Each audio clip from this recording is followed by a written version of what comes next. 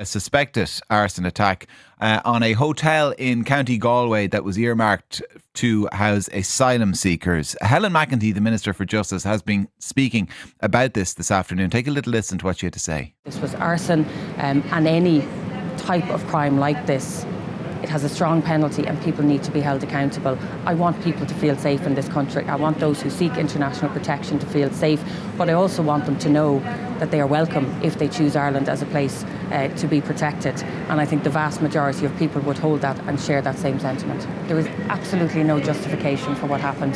To blame government, to blame anybody other than the person who set a match to that building is wrong. There is absolutely no justification here. The Minister is going to forgive me, but I don't have great faith that anyone actually will be held responsible or held accountable. And I'll tell you why. Because it keeps happening.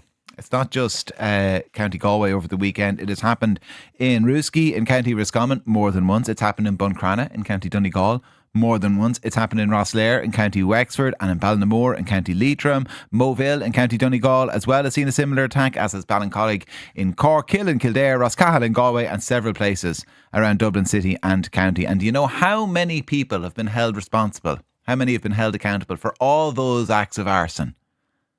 Zero. Not one. Not a single person has been held accountable. So I won't hold my breath waiting for somebody to be held accountable for this latest attack or the next one or the one after that, because you'll generally find when people keep getting away with something, they will keep doing it.